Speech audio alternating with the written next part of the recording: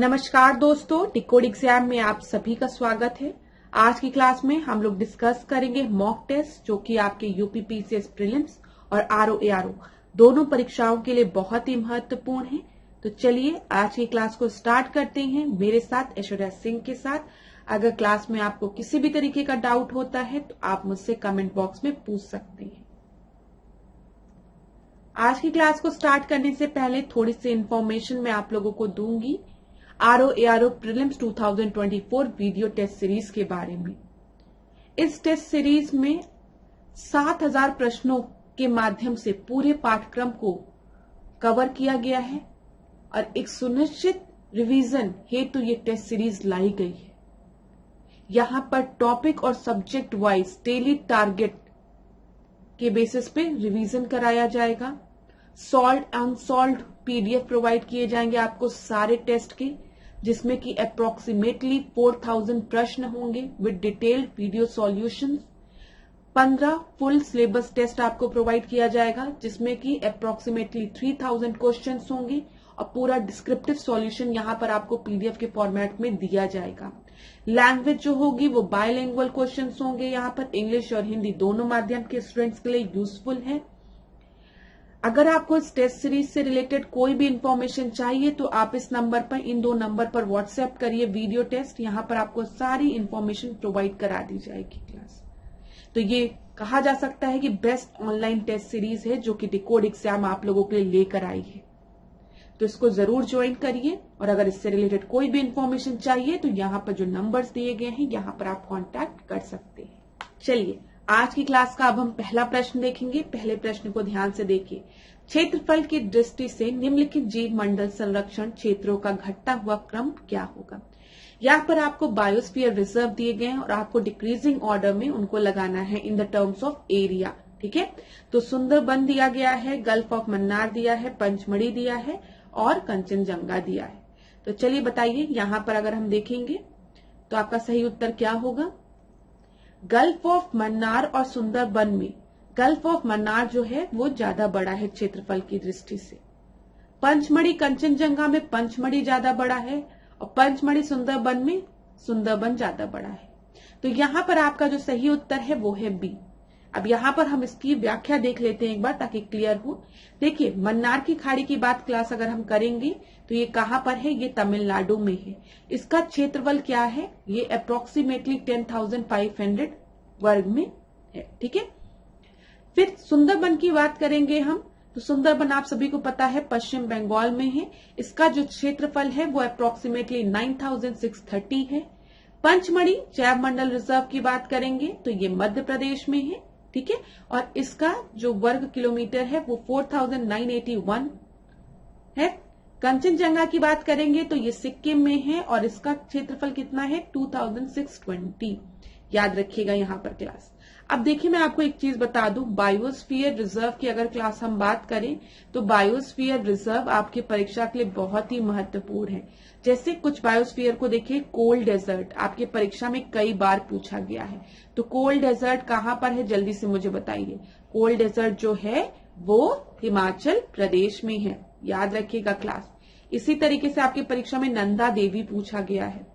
तो नंदा देवी कहाँ पर है, तो ये उत्तराखंड में है। मैं यूके लिख दे रही हूँ। कंचनजंगा अभी आपने देखा कि कंचनजंगा सिक्किम में है। ठीक है, दिहांग दिबांग की अगर हम बात करें, ये भी परीक्षा में कई बार पूछा गया है। तो ये कहाँ पर है, ये अरुणाचल प्रदेश में है।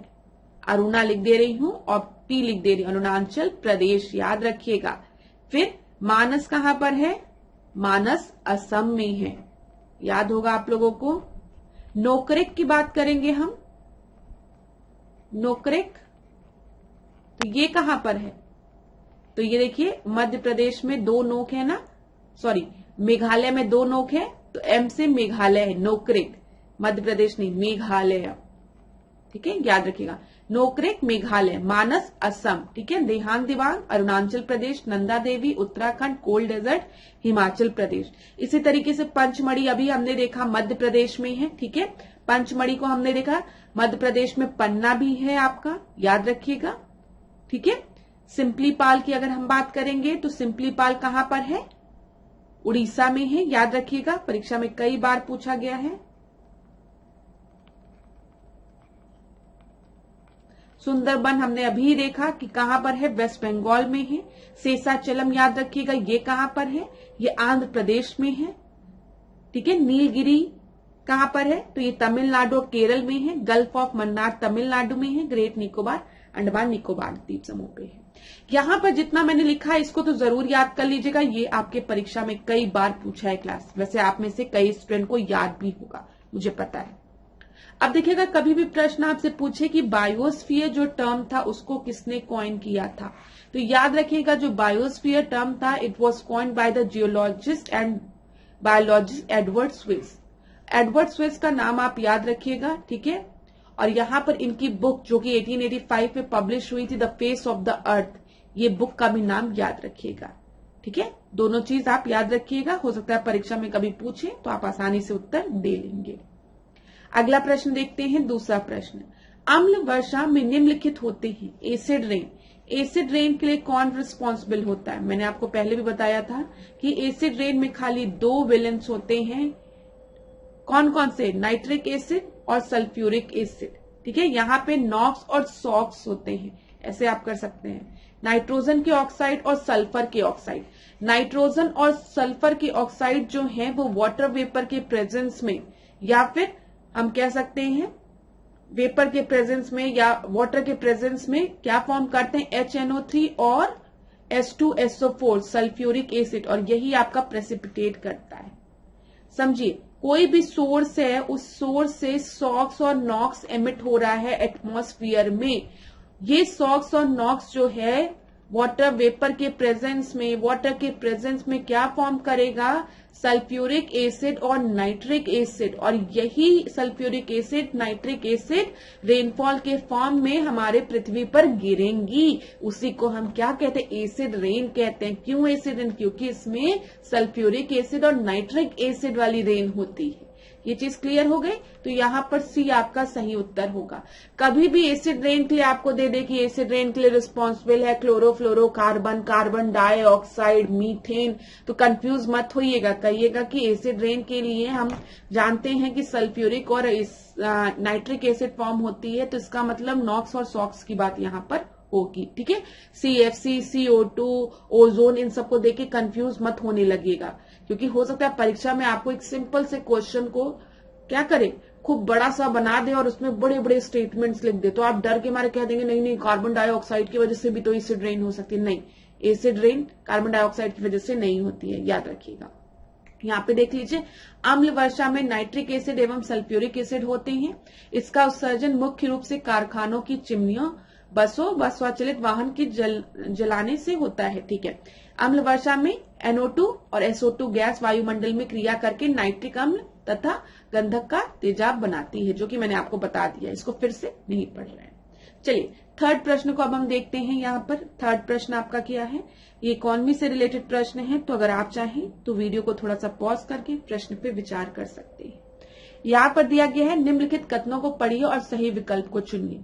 जब हम लोग नेट डोमेस्टिक प्रोडक्ट की बात करते हैं, ठीक है, शुद्ध घरेलू उत्पाद की, तो वो GDP मतलब सकल घरेलू उत्पाद प्लस मूल्य ह्रास होता है, ठीक है। यहाँ पर मतलब डेप्रिसिएशन को ऐड करते हैं हम NDP पे।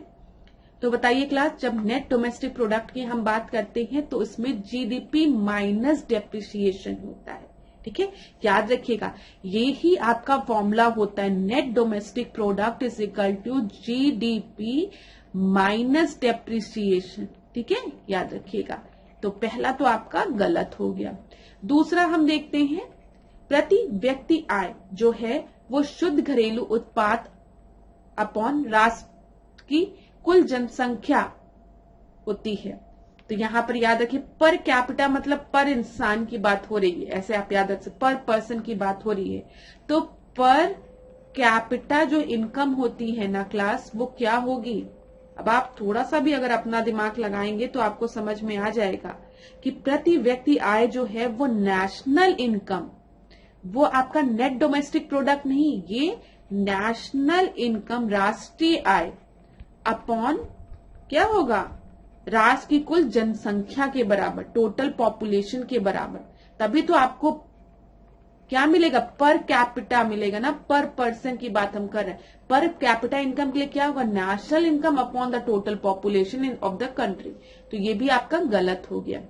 विश्व की अर्थव्यवस्था की तुलना करने के हेतु शुद्ध घरेलू उत्पाद सकल घरेलू उत्पाद की अपेक्षा बेहतर मात्रक है। यहाँ पे लिखा गया है वर्ल्ड इकोनॉमी को कंपेयर करने के लिए एनडीपी जो है वो आपका बेटर है जीडीपी से।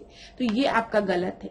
याद रखिएगा, जब हम वर्ल्ड में इकोनॉमी को कंपेयर करते हैं तो हम उनको अपने जीडीपी के बेसिस पे, ग्रॉस डोमेस्टिक प्रोडक्ट के बेसिस पे कंपेयर करते हैं, ना कि एनडीपी के बेसिस पे। आपको पता है जीडीपी एनडीपी में डिफरेंस क्या है। यहाँ पर जब हम एनडीपी की बात करते हैं तो बस यहाँ पर हम लोग डेप्रिसिएशन को इंक्लूड कर रहे हैं, पता है ना, तभी NDP is equal to GDP minus depreciation होता है। ठीक है, ये चीज याद रखिएगा। आपने अक्सर सुना होगा जब हम इकोनॉमीज को दूसरी कंट्रीज के या अलग अलग कंट्रीज की इकोनॉमीज को कंपेयर करते हैं तो on the basis of GDP, हम उनकी जीडीपी की बात करते हैं ज्यादातर उसमें। ठीक है, हम एनडीपी की बात नहीं करते हैं, ऐसे भी आप सोच सकते हैं। तो एनडीपी में डेप्रिसिएशन इंक्लूड होता है, ठीक है, मूल्य ह्रास इंक्लूड होता है और जीडीपी में नहीं होता है। तो यहां पर तो जितने भी स्टेटमेंट आपको दिए गए हैं सभी गलत हैं। ठीक है, तो डी आपका सही उत्तर हो जाएगा। ये चीज क्लियर हो गई ना क्लास? ठीक है, चलिए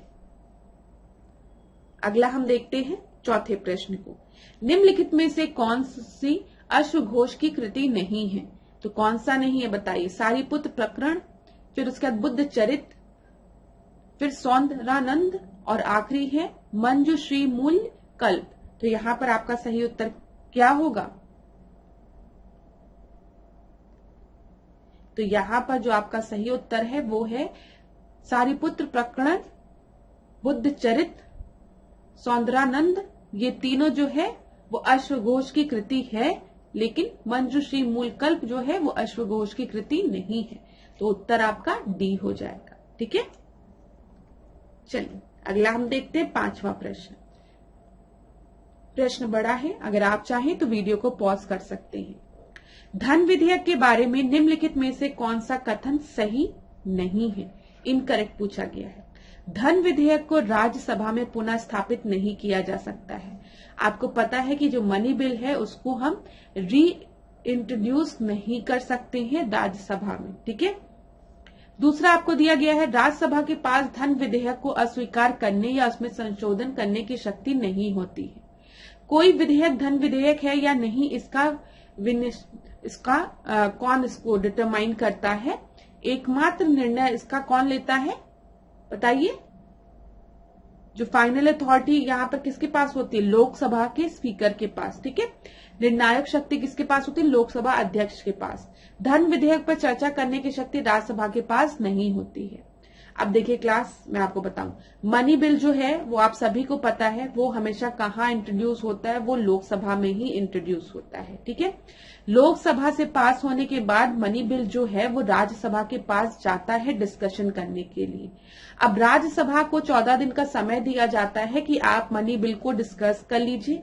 अगर आप चाहते हैं कि किसी भी तरीके का संशोधन करना है तो आप बता सकते हैं, और अगर आप कुछ भी नहीं बोलेंगे तो लोकसभा जैसे चाहेगी वैसे ये मनी बिल पास हो जाएगा। ठीक है, यहां पर अगर किसी कंडीशन में लोकसभा ने कोई संशोधन कहा कि ये संशोधन होना चाहिए तो तब भी इस केस में भी लोकसभा जो है उसके पास ये अधिकार होता है कि वो राज्यसभा के दिए गए संशोधन को या जो भी है सजेशन है उसको माने चाहे ना माने। तो पूरी तरीके से शक्ति मनी बिल को लेकर किसके पास होती है? लोकसभा के पास होती है। ठीक है, तो धन विधेयक पर चर्चा करने की शक्ति तो राज्यसभा के पास होती है।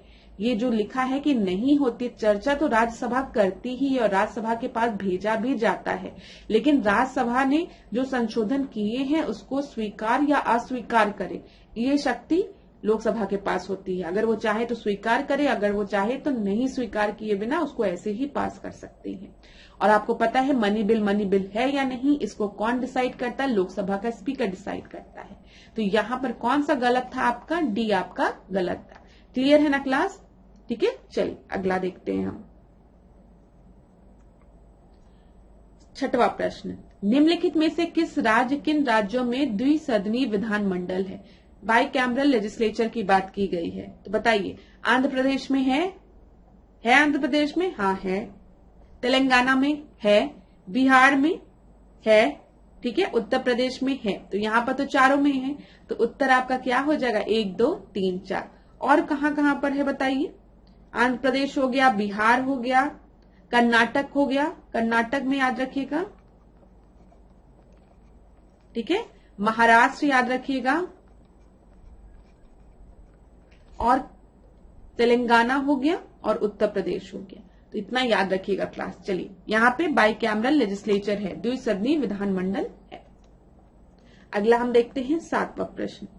कोई वस्तु ऊंचाई से फर्श पर गिरती है, इसके गिरने के दौरान निम्नलिखित में से कौन सा एक समान बना रहेगा। अब कोई चीज है क्लास, वो ऊपर से हाइट से नीचे फॉल कर रही है, तो क्या होगा बताइए। काइनेटिक एनर्जी पोटेंशियल एनर्जी में चेंज होगा, आपको पता है, ठीक है, ये पता है ना। गतिज ऊर्जा, जब कोई भी चीज मूवमेंट में है तो उसमें काइनेटिक एनर्जी आ जाएगी। जब पोटेंशियल, जब वो रेस्ट में है तो उसमें पोटेंशियल एनर्जी आएगी रहेगी। तो काइनेटिक एनर्जी पोटेंशियल एनर्जी में, वो तो जब मोशन में रहेगी और रेस्ट में आने लगेगी तो कन्वर्जन होगा। तो काइनेटिक एनर्जी पोटेंशियल एनर्जी आपका चेंज होगा। जो संवेग है, मोमेंटम है, ये भी आपका बदलेगा, ठीक है, मोमेंटम भी चेंज होगा, लेकिन एक्सेलरेशन में कोई भी चेंज नहीं होगा, ये चीज याद रखिएगा।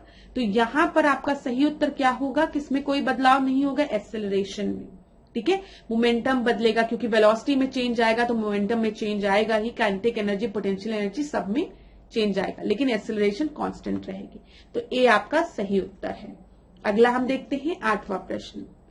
यदि किसी उत्तल लेंस के फोकस पर कोई वस्तु रखी गई है तो इसका प्रतिबिंब कहां बनेगा। बोला गया है कि कॉन्वेक्स लेंस पे कोई भी ऑब्जेक्ट अगर आपके फोकस पे रखा गया है तो इसकी इमेज कहां फॉर्म होगी, ठीक है। फोकस पे फॉर्म होगी, सेम साइड पे फोकस पे फॉर्म होगी, अपोजिट साइड में, या फिर लेंस के सेंटर पर फॉर्म होगी, या फिर इंफिनिटी पे फॉर्म होगी। तो यहां पर याद रखिएगा, जब भी कोई ऑब्जेक्ट को कॉन्वेक्स लेंस के फोकस पे रखा जाता है तो उसकी इमेज जो है वो एट इंफिनिटी फॉर्म होती है, अनंत पर, ठीक है। तो यहां पर डी आपका सही उत्तर होगा। अगला हम देखते हैं 9वां प्रश्न। जब जल को 0 डिग्री सेंटीग्रेड से 4 डिग्री सेंटीग्रेड तक गर्म किया जाता है तो इसके घनत्व पर क्या प्रभाव पड़ता है। तो बताइए, जब हीट किया जाता है वाटर को 0 डिग्री टू 4 डिग्री सेंटीग्रेड, तो उसके डेंसिटी पर क्या प्रभाव पड़ेगा, घनत्व पर, या कांस्टेंट रहेगा, इंक्रीज करेगा, डिक्रीज करेगा, पहले इंक्रीज करेगा तब डिक्रीज करेगा। यहां पर आपका सही उत्तर क्या हो जाएगा। तो याद रखिएगा, यहां पर जो वाटर है वो उसकी जो डेंसिटी है वो आपकी इंक्रीज करेगी, ठीक है। When water is heated from 0 degree centigrade to 4 degree centigrade, its density will increase। हम देखते हैं 10वां प्रश्न। निम्नलिखित में से किस समाजवादी कार्यकर्ता ने गांधी जी को नमक सत्याग्रह आंदोलन को केवल पुरुषों तक सीमित नहीं रखने के लिए मनाया था। तो बताइए कौन थी। कमला देवी चट्टोपाध्याय, सरोजनी नायडू, मातंगिनी हाजरा, या फिर मिठू बेन पेटे। तो यहाँ पर आपका सही उत्तर कौन सा होगा बताइए। तो यहाँ पर याद रखिएगा, कमला देवी चट्टोपाध्याय जो है वो आपका सही उत्तर है, ठीक है। इन्होंने महात्मा गांधी से बोला था कि जो सॉल्ट सत्याग्रह है उसको खाली आदमियों तक सीमित ना करें, इसमें औरतों को भी इंक्लूड करें। वर्ष 1930 में कमला देवी चट्टोपाध्याय ने 27 वर्ष की थी। उन्हें खबर मिली कि महात्मा गांधी दांडी यात्रा के द्वारा नमक सत्याग्रह की शुरुआत करेंगे, लेकिन इस आंदोलन से महिलाएं दूर रहेंगी। महात्मा गांधी ने आंदोलन में महिलाओं की भूमिका चरखा चलाने और शराब की दुकानों की घेराबंदी करने के लिए तय की थी, लेकिन कमला देवी ने उन्हें महिलाओं को पूरे आंदोलन में शामिल करने के लिए मनाया था। लोग 11वें प्रश्न पे, भारत की निम्नलिखित में से किस उच्च भूमि पर आपको शोला नामक शीतोष्ण वन मिल सकते हैं। तो शीतोष्ण वन शोला नामक कहाँ मिलते हैं। शोला टेम्परेट, बताइए, नीलगिरी में, विंध्य में, सतपुड़ा में, या फिर हिमालय में। तो ये नीलगिरी रेंज में मिलते हैं, ठीक है। ए आपका सही उत्तर है, ए आपका सही उत्तर है। अगला हम देखते हैं शांकप पहाड़ियां, पिंगो, निम्नलिखित में से किस प्रक्रिया से संबंध है इनका। तो हिम नदी, परिहिम नदी, वातोड़ या फिर नदी है। तो पिंगोस या फिर आइस कोर हिल्स की अगर हम बात करेंगे तो ये आपके रिलेटेड है पेरी ग्लेशियर से, ठीक है, परिहिम नदी से। तो बी आपका सही उत्तर है। अगला हम देखेंगे 13वां प्रश्न। निम्नलिखित में से किस प्रक्रिया के चलते कुछ खनिजों में जल अवशोषण के कारण प्रसार होता है जिससे शैल पर अतिरिक्त प्रतिबल पड़ता है? तो बताइए किसके कारण होता है? Due to which of the following process to some mineral expand by absorbing water exerting additional pressure on the rock. ये फिनोमिना आपका किसके कारण होता है? हाइड्रोलिसिस के कारण, हाइड्रेशन के कारण जिसको कि हम जल योजन कहते हैं, ऑक्सीडेशन के कारण, ऑक्सीकरण के कारण या फिर कार्बोनेशन के कारण। तो यहाँ पर आपका जो सही उत्तर है, ये जो पूरा प्रोसेस होता है it is due to hydration, जल योजन के कारण। बी आपका सही उत्तर है। अगला हम देखते हैं 14वां प्रश्न। 14वें प्रश्न को देखिए। भारतीय मरुभूमि जिसे मरुस्थलीय के नाम से भी जाना जाता है, मान्यता के अनुसार निम्नलिखित में से किस महाकल्प के दौरान समुद्र के नीचे थी? तो बताइए। इंडियन डेजर्ट जिसको कि हम थार डेजर्ट के नाम से जानते हैं, वो एक समय ऐसा था जब वो सबमर्ज थी, पानी के अंदर थी, सी के अंदर थी। तो वो कौन सा जियोलॉजिकल एरा था? तो सेनोजोइक था, पैलियोजोइक था, मीजोजोइक था या प्री कैम्ब्रियन एरा था? तो यहाँ पर आपका सही उत्तर क्या है बताइए। न्यूनतम जीव महाकल्प था, पुराजीवी था या फिर मध्यजीवी था या फिर आगम महाकल्प था, कैम्ब्रियन पूर्व महाकल्प था? तो यहाँ पर आपका सही उत्तर है मध्यजीवी था। मीजोजोइक एरा के समय जो थार डेजर्ट था उसको समुद्र के नीचे माना जाता है था। तो सी आपका सही उत्तर है। 15 प्रश्न को हम देखते हैं। चावाक दर्शन की बात यहाँ पर की गई है, उनकी कौन कौन सी शाखाएं हैं पूछा गया है। धूर्त, न्याय, सुशिक्षित या फिर वैश्विक? तो यहाँ पर आपका सही उत्तर क्या होगा? कौन कौन सी उनकी शाखाएं हैं? चावाक दर्शन की अगर हम बात करेंगे तो आपको पता है ये न्याय तो नहीं होगा ना, तो दो तो हटा दो, जैसे दो हटाओगे ना आप सीधे आंसर पर आगे देखो। धूर्त और वैश्विक जो है वो चावाक दर्शन की शाखाएं हैं। तो डी आपका सही उत्तर है। निम्नलिखित में से किस हड़प्पा नगर के नगर दुर्ग और निचले शहरी क्षेत्रों में कई बड़े कुंड और जलाशय मिले हैं? तो कहाँ पर मिले हैं बताइए। बनावली में मिला है, मोहनजोदड़ो में मिला है या फिर धोलावीरा में मिला है, राखीगढ़ी में मिला है? तो यहाँ पर आपका सही उत्तर क्या होगा? जब हम धोलावीरा की बात करते हैं तो धोलावीरा में नगर दुर्ग और निचले शहरी क्षेत्रों में कई बड़े कुंड और जलाशय प्राप्त हुए हैं। और धोलावीरा कहाँ पर है? गुजरात में है, याद रखिएगा। तो यहाँ पर आपका सही उत्तर क्या है? धोलावीरा है। सी आपका सही उत्तर है। इसको सही कर लीजिएगा, सी आपका सही उत्तर है। अगला हम देखते हैं 18वां प्रश्न। 18वां प्रश्न देखिए। भारत में अश्वारोही सेना के युद्ध के बारे में निम्नलिखित कथनों पर विचार कीजिए। तो यहाँ पर विचार कीजिए। लोहे की रकाब ने कवचित योद्धा को बिना गिरे अश्व पर दृढ़ता से बैठने को संभव बनाया। ठीक है, यहाँ पे आपको बोला गया अश्वरोही सेना के बेनिफिट्स क्या क्या हैं। तो देखिए क्लास, आसान प्रश्न है, थोड़ा बड़ा है लेकिन इसमें कुछ ऐसा सोचना नहीं है। तो सही बात है, लोहे की रकाब ने कवचित योद्धा को बिना गिरे अश्व पर दृढ़ता से बैठने को संभव बनाया। सही है, लोहे की रकाब की वजह से अश्वरोही बिना संघात के झटके के कारण गिरे शरीर के पास बल्लों को कसकर पकड़े हुए धावा आक्रमण भी कर सकता था। तो यहाँ पर मेनली ये जो प्रश्न है ना वो अश्वरोही सेना से रिलेटेड है। इमेजिन करना कि क्या क्या चीजें संभव थी। तो दोनों ही कथन आपके बिल्कुल सही हैं। तो यहाँ पर उत्तर आपका क्या हो जाएगा? सी आपका सही हो जाएगा। ठीक है, ये एक बहुत ही आसान प्रश्न था, बस आपको इमेजिन करना है कि अश्वरोही सेना के क्या क्या हो सकता है। कि लोहे की रकाब की वजह से जो योद्धा है वो बिना गिरे अश्व पर दृढ़ता से बैठ सकता है। अगर उसको झटका लगे या शरीर में बल्लों को कसकर पकड़कर घावों को भी पार कर सकता है। तो सही है। 19वें प्रश्न को अब हम देखते हैं, क्या है आपका दिया गया है। 19वीं शताब्दी के पूर्व में अफगानिस्तान के प्रति ब्रिटिश नीति किस पर लक्षित थी? तो बताइए किस पर लक्षित थी ये? तो सबसे पहले दिया है रूस के विरुद्ध प्रतिरोधी के रूप में अफगानिस्तान को सशक्त करना, अफगानिस्तान में रूसी प्रभाव को कम करना, लेकिन साथ ही साथ सशक्त अफगानिस्तान को बढ़ावा नहीं देना, अफगानिस्तान में विद्रोही कबीलाई नेताओं को काबू करने के लिए रूसी प्रभाव को बढ़ावा देना, या फिर प्रत्यक्ष रूप से नियंत्रित ब्रिटिश राज क्षेत्र के रूप में अफगानिस्तान का समामेलन करना। तो यहाँ पर आपका क्या होगा, अगर हम 19वीं शताब्दी को देखेंगे तो अफगानिस्तान के प्रति जो ब्रिटिश नीति थी ना, उनका मेन लक्ष्य क्या था, अफगानिस्तान में जो रूसी प्रभाव था ना उसको कम करना, ठीक है।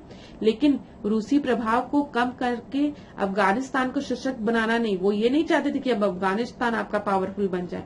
हाँ, जो रूसी प्रभाव है वो कम हो जाए, लेकिन अफगानिस्तान को सशक्त बनाना इनका एम नहीं था। तो यहाँ पर आपका सही उत्तर क्या होगा, 19वें का बी आपका सही उत्तर होगा। 20वां प्रश्न, हिडन अनएम्प्लॉयमेंट की बात की जा रही है, छिपी बेरोजगारी की। बेरोजगार व्यक्ति से गृहिणियों में बेरोजगारी से है, इसका संदर्भ 60 वर्ष से अधिक आयु वाले व्यक्तियों में बेरोजगारी से है, किसी कार्य में जिसको कम व्यक्ति कर सकते हैं अधिक व्यक्ति का लगे रहना ये कहलाती है। तो यहाँ पर आपका सही उत्तर क्या होगा बताइए। यहाँ पर जब हम छिपी हुई बेरोजगारी की बात करें, जिसको कि हम प्रचलन बेरोजगारी भी कहते हैं, इसमें क्या होता है, किसी एक जॉब में ज्यादा लोग लगे रहते हैं। जैसे हम एग्रीकल्चर में बात करते हैं, एग्रीकल्चर में हमें छिपी बेरोजगारी दिखती है, प्रचलन बेरोजगारी दिखती है। कहने को तो 1 हेक्टेयर के लैंड में 10 लोग काम कर रहे हैं, लेकिन क्या 1 हेक्टेयर के लैंड में 10 लोगों की आवश्यकता है? जो प्रोडक्शन है, क्या जो भी हमें यहाँ से इनकम जनरेट हो रही, प्रोडक्शन हो रहा है, क्या वो 10 लोगों को सैलरी दे पाएगा? तो ऐसा एक ही जमीन है छोटी सी, उसी में पूरी फैमिली लगी रहती है, और कहने को सब एम्प्लॉयड है, सबके पास रोजगार है, लेकिन क्या सही में उनके पास रोजगार है? इसी को हम क्या कहते हैं, छुपी हुई बेरोजगारी कहते हैं, ठीक है। यहाँ पर आपका सही उत्तर क्या हो गया, डी हो गया। यहाँ पर एक बार हम लोग व्याख्या देख लेते हैं। अर्थशास्त्र में छिपी या प्रचलन बेरोजगारी शब्द का सबसे पहले प्रयोग, देखिए परीक्षा में कई बार प्रचलन बेरोजगारी से पूछा गया है, तो हो सकता है आगे चल के आपसे पूछ ले कि सबसे पहली बार इसका प्रयोग किसने किया था। तो आप याद रखेंगे मिस्टर जॉन रॉबिन्सन ने। तो यहाँ पर आपका मिस्टर जॉन रॉबिन्सन सही है, ठीक है, याद रखिएगा। इसी तरीके से तकनीकी शब्दावली में श्रमिकों की सीमांत उत्पादकता के शून्य होने को छिपी बेरोजगारी कहते हैं। अर्थात जब किसी काम में जितने श्रमिक की वास्तव में आवश्यकता होती है उससे अधिक लोग काम पर लगे हुए होते हैं, तो इस बेरोजगारी को हम क्या कहते हैं, छुपी हुई बेरोजगारी कहते हैं, ठीक है। आगे बढ़ते हैं 21वें प्रश्न पे। 21वां प्रश्न देखिए क्लास, यहाँ पर एक तरफ आपको प्लांट हार्मोन दिए गए हैं, दूसरी तरफ आपको फंक्शन दिए गए हैं। तो बताइए, यहाँ पे ऑक्सिन दिया गया है, जिब्रेलिन दिया गया है, साइटोकाइनिन दिया गया है और एबिसिसिक अम्ल दिया गया है। तो यहाँ पर आपका सही उत्तर क्या होगा। जब हम बात करेंगे ऑक्सिन की, तो ऑक्सिन का प्रयोग किस लिए किया जाता है, तो ये आपके शिखर प्रधानता के लिए, एपिकल डोमिनेंस के लिए। ए का 4th आपका सही है, ये हार्मोन का फंक्शन ये है, कार्य ये है, ठीक है। कार्य इसका क्या है, शिखर प्रधानता। जिब्रेलिन की बात करेंगे तो कोशिका वृद्धि के लिए, ठीक है, सेल ग्रोथ के लिए। साइटोकाइनिन की बात करेंगे तो इसका कार्य क्या है, कोशिका डिवीजन के लिए, ठीक है, कोशिका विभाजन के लिए। इंग्लिश और हिंदी मिलके मैम का इंग्लिश हो जाता, आधा अंग्रेजी आधा हिंदी। एबिसिसिक अम्ल की बात करेंगे तो ये आपका वृद्धि अवरोधक है। तो यहाँ पर आपका सही उत्तर क्या हो जाएगा, ए का 4th, ठीक है, बी का 1st, सी का 2nd और डी का 3rd। तो बी जो है वो आपका सही उत्तर है। अगला हम देखते हैं 22वां प्रश्न, कथन और कारण पर है।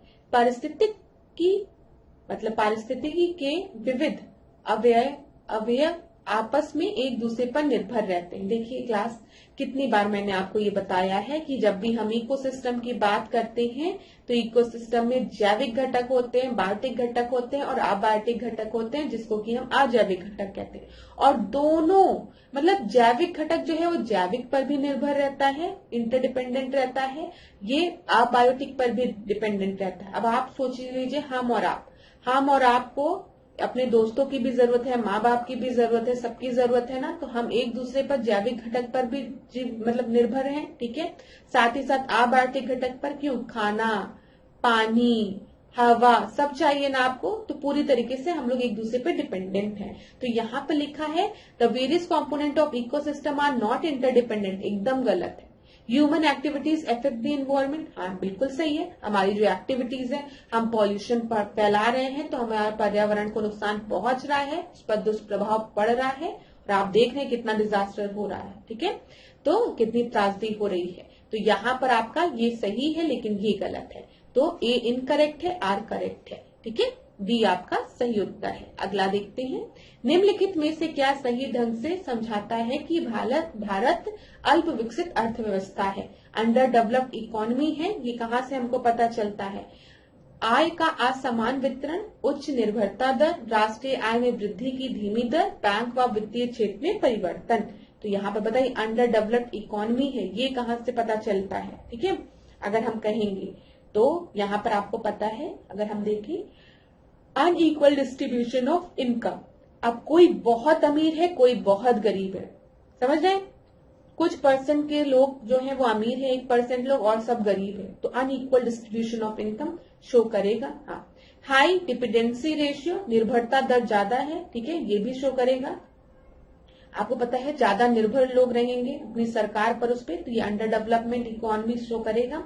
Slow growth rate of national income, सही बात है, राष्ट्रीय आय की जो आय है वो की जो वृद्धि दर है वो बहुत ही धीमी है।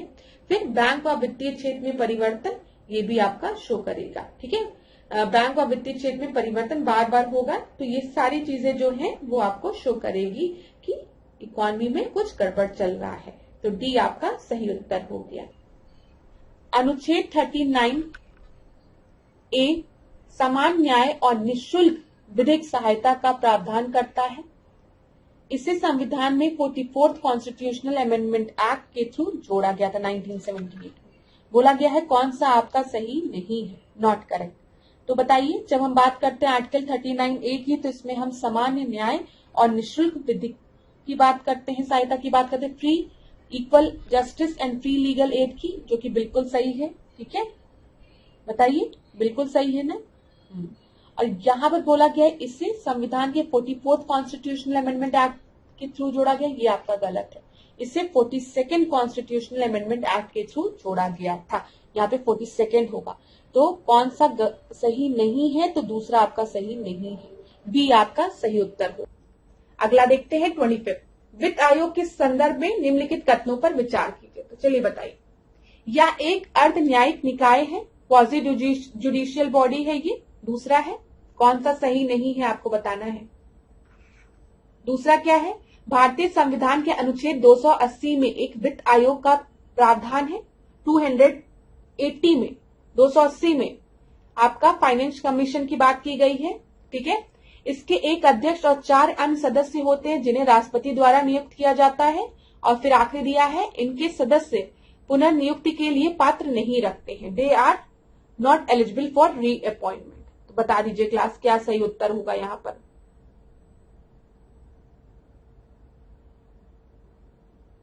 बताइए, यहाँ पर आपका सही उत्तर क्या होगा? तो यहाँ पर आपका जो सही उत्तर है, पहला आपको पता है ये जुडिशियल बॉडी है, सही है, 280 में बोला गया, सही है। यहाँ पे जो इसके चेयरमैन है, मेंबर है, उनको प्रेसिडेंट अपॉइंट करता है, सही है। They are eligible for reappointment, they are not eligible, ये आपका गलत है। तो डी आपका सही उत्तर हो जाएगा, ठीक है। चलिए अगला देखते हैं 26वां, अंतर्राष्ट्रीय गरीबी उन्मूलन दिवस मनाया जाता है कब? तो जल्दी से बता दीजिए कब मनाया जाता है। 5 फरवरी को, 16 मई को, 9 अगस्त को, 17 अक्टूबर को। सही उत्तर क्या हो जाएगा? इरेडिक्शन ऑफ पॉवर्टी डे आपका मनाया जाता है 17 अक्टूबर को। अगला देखते हैं 27वां प्रश्न, भारत के नियंत्रक एवं महालेखा परीक्षक द्वारा तैयार लेखा परीक्षा रिपोर्ट प्रस्तुत की जाती है। यहाँ पे कैग जो अपनी ऑडिट रिपोर्ट होता है वो किसको पेश करता है? पार्लियामेंट को, प्रेसिडेंट को, प्राइम मिनिस्टर को, या फिर नन ऑफ द अबव को? तो बताइए, सबसे पहले हम कैग की बात करते हैं, तो कैग की बात हम किस आर्टिकल में करते हैं? 148 में करते हैं, ठीक है। और कैग जो है वो अपनी रिपोर्ट किसको पेश करता है? वो अपनी रिपोर्ट प्रेसिडेंट के सामने पेश करता है, सबमिट करता है, ये याद रखिएगा। जो कैग है वो अपनी रिपोर्ट प्रेसिडेंट को देता है, ठीक है। और प्रेसिडेंट जो है, जो राष्ट्रपति है, वो इन रिपोर्टों को संसद के दोनों सदनों के समक्ष पेश करता है, याद रखिएगा। तो यहाँ पर आपका बी सही उत्तर है, ठीक है। और फिर आपको पता है लोक लेखा समिति जो है वो इनकी जांच भी करती है, पब्लिक अकाउंट कमिटी, इन रिपोर्ट्स की। ये चीज क्लियर हो गई ना। तो कैग अपनी रिपोर्ट प्रेसिडेंट को देता है, प्रेसिडेंट इन रिपोर्ट्स को दोनों हाउसेस में पेश करता है, फिर उसके बाद जो आपकी लोक लेखा समिति है, पब्लिक अकाउंट कमिटी, वो इन रिपोर्ट की जांच भी करती है। अगला देखते हैं 28वां प्रश्न, 36 से 51 हमारा क्या है, ये तो आपको पता ही है ना। अनुच्छेद 36 से 51 में क्या बोला गया है? फंडामेंटल राइट्स के बारे में, डीपीएसपी के बारे में, नागरिकता के बारे में, या फिर कॉन्स्टिट्यूशनल अमेंडमेंट प्रोसीजर के बारे में। तो ये तो हम लोग बहुत पहले से ही पढ़ते आ रहे हैं। यहाँ पर डीपीएसपी के बारे में बोला गया है, और आपको पता है डीपीएसपी हमने कहाँ से लिया है? आयरलैंड से लिया है, ठीक है। आयरिश संविधान से इसको लिया गया है। ये चीज क्लियर है ना। चलिए अगला देखते हैं 29 थोड़ा बड़ा प्रश्न है, तो आप चाहें तो वीडियो को पॉज कर लीजिए आराम से। वीडियो को पॉज करिए क्लास। 73rd कॉन्स्टिट्यूशनल अमेंडमेंट की बात यहाँ पर की गई है। आपको बताना है कौन सा सही है। यहाँ पर यह पंचायती राज प्रणाली की नींव के रूप में एक ग्राम सभा का प्रावधान करता है। बताइए सही है ना। हम ग्राम सभा की बात करते हैं जब हम पंचायती राज इंस्टीट्यूशन की बात करते हैं। 73rd कॉन्स्टिट्यूशनल अमेंडमेंट में ये बोला गया है। यह प्रत्येक राज्य में प्रशासन की त्रिस्तरीय व्यवस्था प्रदान करने की बात करता है। ये भी आपका सही है ना। त्रिस्तरीय की हम बात करते हैं व्यवस्था की। इसमें कहा गया है कि ग्राम, मध्यवर्ती और जिला स्तर पर पंचायत के सभी सदस्य सीधे लोगों द्वारा चुने जाएंगे। तो बताइए ये आपका सही है कि गलत है? बताइए।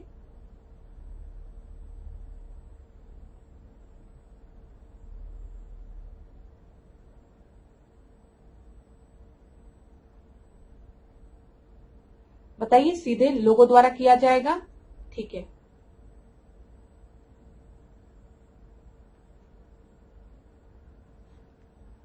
फिर इसके बाद है प्रत्येक पंचायत में अनुसूचित जाति और अनुसूचित जनजाति के लिए उनकी संख्या के अनुपात में सीटें का आरक्षण करने की बात की गई है। ये भी किया गया। तो यहाँ पे तो मुझे लग रहा है 1, 2, 3, 4 सभी सही है। बी आपका सही उत्तर होगा, ठीक है। याद रखिएगा क्लास। यहाँ पर अगर हम देखेंगे तो जो मैंने आपको बता दिया है वही सब चीजें यहाँ पर फिर से लिखी है। यहाँ पर हाँ एक चीज आप याद रखिएगा, यहाँ पर प्रत्येक राज्य में प्रशासन की त्रिस्तरीय व्यवस्था प्रदान करने की बात कही गई है, लेकिन बोला गया है कि अगर 20 लाख से कम जनसंख्या वाले राज्य हैं तो वहां पर आपके मध्यवर्ती स्तर पर पंचायत नहीं भी हो तो कोई दिक्कत नहीं है। तो ये 20 लाख वाले की बात की गई है, इसको ध्यान में रखिएगा। 20 लाख से कम जनसंख्या वाले राज्यों में मध्यवर्ती स्तर पर पंचायत नहीं होती है। ये चीज याद रखिएगा। यहाँ पर आपको पता है कि इसमें कहा गया कि ग्राम, मध्यवर्ती और जिला स्तर पर पंचायतों के सभी सदस्य सीधे लोगों द्वारा चुने जाएंगे। ये बिल्कुल सही है आपका, ठीक है। ये याद रखिएगा क्लास। इतना चीज क्लियर है ना, ठीक है। यहाँ पर लेकिन जब हम अध्यक्ष की बात करेंगे तो अध्यक्ष का चुनाव थोड़ा सा अलग होता है ना। यहाँ पे जब मध्यवर्ती और जिला स्तर पर पंचायतों के अध्यक्ष का चुनाव जो होता है वो अप्रत्यक्ष रूप से होता है, ठीक है, और चुने गए सदस्यों में से किया जाता है। ये चीज याद रखिएगा।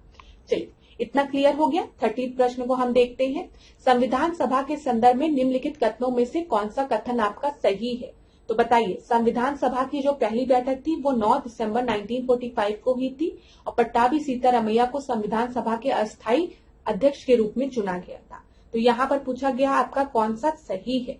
तो बताइए इनमें से आपका कौन सा सही है? क्या संविधान सभा की जो पहली बैठक थी वो 9 दिसंबर 1945 को हुई थी? किन किन स्टूडेंट को लगता है ये सही है?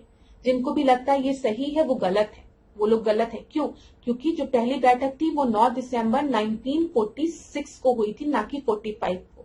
यही छोटी छोटी मिस्टेक आप लोग अपने पेपर में कर देते हैं। समझ में आया ना? 45 नहीं 46 होगा, ठीक है। और यहाँ पर जो आपको दिया गया है कि पट्टाभी सीतारमैया को संविधान सभा के अस्थायी अध्यक्ष के रूप में चुना गया था, तो आपको पता है कि नहीं, जो डॉक्टर सच्चिदानंद सिन्हा जो थे उनको अस्थायी सदस्य के रूप में चुना गया था और बाद में डॉक्टर राजेंद्र प्रसाद को संविधान सभा के स्थायी सदस्य के रूप में चुना गया था, परमानेंट उसकी, ठीक है। तो यहाँ पे ये गलत है, यहाँ पे डॉक्टर सच्चिदानंद सिन्हा होना चाहिए। तो दोनों ही आपके बिल्कुल गलत है, डी सही उत्तर होगा, ठीक है क्लास। चलिए अगला देखते हैं 31। निम्नलिखित में से कौन सर्वोच्च न्यायालय के न्यायाधीश की नियुक्ति करता है? तो बताइए, सुप्रीम कोर्ट के जज को कौन अपॉइंट करता है? प्रेसिडेंट, प्रधानमंत्री, पार्लियामेंट या सीजीआई? तो यहाँ पर आपका सही उत्तर क्या होगा? ये तो आसान प्रश्न है। जब हम बात करते हैं जजेस ऑफ सुप्रीम कोर्ट तो उनको अपॉइंट करते हैं राष्ट्रपति। ये आपका सही उत्तर है। यहाँ पर ध्यान दीजिएगा, ये देखिए, मुख्य न्यायाधीश की नियुक्ति राष्ट्रपति द्वारा सर्वोच्च न्यायालय और उच्च न्यायालय के न्यायाधीशों के साथ परामर्श करने की बात होती है, यदि वह आवश्यक समझे उसके बाद, ठीक है। लेकिन जो सीजीआई की बात हम कर रहे हैं, चीफ जस्टिस की, तो उनको तो प्रेसिडेंट अपॉइंट करता है, लेकिन जो अदर जजेस है ना, उनको भी प्रेसिडेंट अपॉइंट करता है, लेकिन यहाँ पर वो परामर्श लेता है किसका? मुख्य न्यायाधीश का। ये चीज याद रखिएगा। अन्य न्यायाधीशों की नियुक्ति राष्ट्रपति द्वारा मुख्य न्यायाधीश और सर्वोच्च न्यायालय एवं उच्च न्यायालय के ऐसे अन्य न्यायाधीशों की परामर्श यदि वह आवश्यक समझो की बात की जाती है। मुख्य न्यायाधीश के अलावा किसी अन्य न्यायाधीश की नियुक्ति के मामले में मुख्य न्यायाधीश का जो परामर्श है वो अनिवार्य होता है। यही चीज याद रखिएगा, ये अनिवार्य होता है। जब हम बात करते हैं अदर जजेस की, तो यहाँ पे चीफ जस्टिस का जो परामर्श है वो अनिवार्य होता है, लेकिन अपॉइंट कौन करता है? राष्ट्रपति। इसी में आप लोग कंफ्यूज होते हैं, तभी मैंने अनिवार्य शब्द पर फोकस किया है। मुख्य न्यायाधीश के अलावा किसी अन्य न्यायाधीश की नियुक्ति के मामले में मुख्य न्यायाधीश के साथ जो परामर्श प्रेसिडेंट करता है वो अनिवार्य होता है। चलिए 32 देखते हैं। निम्नलिखित न्यायाधीशों में से कौन भारत में न्यायिक सक्रियता की नींव रखने वालों में शामिल नहीं था? तो जुडिशियल एक्टिविज्म की बात की गई है, तो कौन शामिल नहीं था पूछा गया है, तो बताइए। वी.आर. कृष्ण अय्यर, पी.एन. भगवती, के सुब्बा राव या फिर डी.ए. देसाई? तो यहाँ पर आपका सही उत्तर क्या है?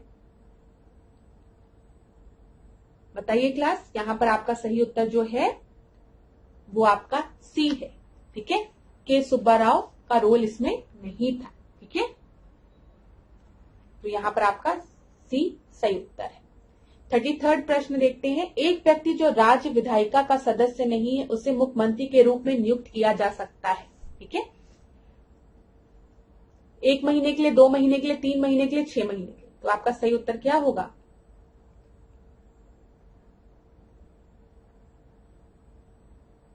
बताइए।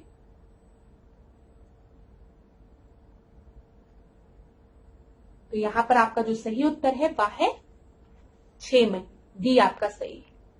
एक व्यक्ति जो राज्य विधायिका का सदस्य नहीं है 6 महीने के लिए मुख्यमंत्री के रूप में नियुक्त किया जा सकता है। उस समय के दौरान उसे राज्य विधायिका के सदस्य के रूप में चुना जाना चाहिए और यदि वह असफल होता है तो वह मुख्यमंत्री पद पर नहीं रह सकता है। ये याद रखें। 34 जनगणना के अनुसार उत्तर प्रदेश की साक्षरता दर कितनी है?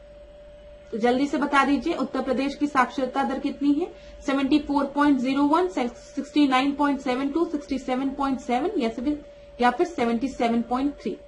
ए बी सी डी में से आपका सही उत्तर क्या हो जाएगा?